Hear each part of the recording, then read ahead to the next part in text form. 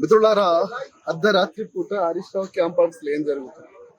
గతంలో police ప్రహారలో Harish Rao camp office చేసిన గాయం ఇంకా నిలవెత్తున మనకు సాక్ష్యంగా కనిపిస్తున్నా కూడా ఇంకా ఈ చిల్లర విలువలేని రాజకీయాలకి రాష్ట్రానికి ఏం చెప్పాలనుకుంటున్నారు? మిత్రులారా, కొన్ని విషయాలు మీతో డైరెక్ట్ గా మాట్లాడాలి. ఇలా రేవంత్ రెడ్డి ఫ్లెక్సీ తీసుకొచ్చి ఇక్కడ పెట్టగానే ఇక్కడ ఉన్న ఉద్యమ బిడ్డలు చూస్తూ కూర్చుంటారా? దిష్టి బొమ్మ పెడితే దహనం అనివార్యమవుతుంది అన్న సంగతి సిద్దిపేట గడ్డ కొత్త కాదు. మళ్ళీ చెప్తున్నా మిత్రులారా, ఇలా ప్రోటోకాల్ గురించి మాట్లాడుతున్నారు, గొప్పగా మాట్లాడుతున్నారు కదా. రేవంత్ రెడ్డి గత 10 ఏళ్ళు బీఆర్ఎస్ ప్రభుత్వంలో రేవంత్ రెడ్డి ఎప్పుడైనా కేసీఆర్ ఫోటో పెట్టాక చూసిర్రా? రాష్ట్రం సంగతి పక్కన పెట్టు, ఈ దేశ ప్రధానిగా ఉన్నటువంటి నరేంద్ర మోదీ ఫోటో టెన్షన్ పత్లో ఉందా? రాహుల్ గాంధీ ప్రతిపక్ష నేత కదా, మరి వాళ్ళ క్యాంప్ ఆఫీస్ లో నరేంద్ర మోదీ ఫోటో ఉందా? చెప్పాలి కాంగ్రెస్ పార్టీ వాళ్ళు. ఈ రాష్ట్ర అస్తిత్వమైనటువంటి సచివాలయంలో కాంగ్రెస్ నాయకుల ఫోటోలు ఎందుకుంటాయి? అసలు ఏం జరుగుతుంది?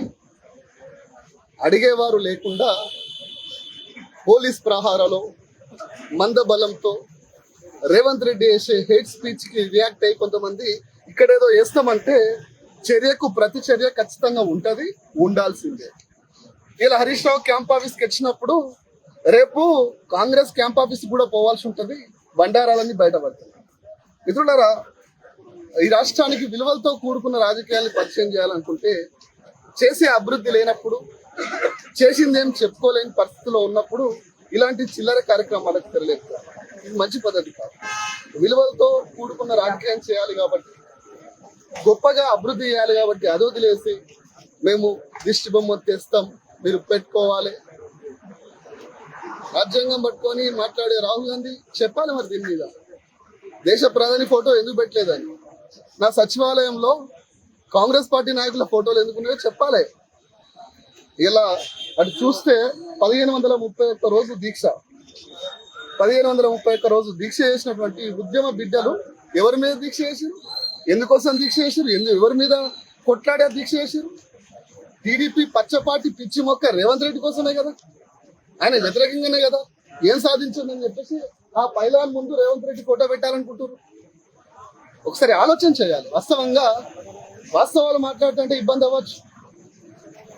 మిత్రులారా, ఒకసారి ఆలోచన చేయండి. ఈ 1531 రోజు దీక్షకి మీసాలు తెలియనప్పుడు రానప్పుడు దీక్ష మొదలైన బిడ్డలు, ఆ ఉద్యమం చూసిన బిడ్డలు.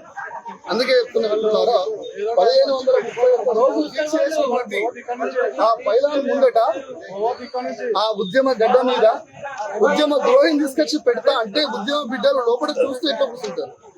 ఆలోచన చేయండి మిత్రులారా. ఈ అర్ధరాత్రి పూట ఈ హంగామాలు, ఈ డ్రామాలు ఏందో చాలా మందికి తెలియాలి. ఒకసారి చూడండి మీరు.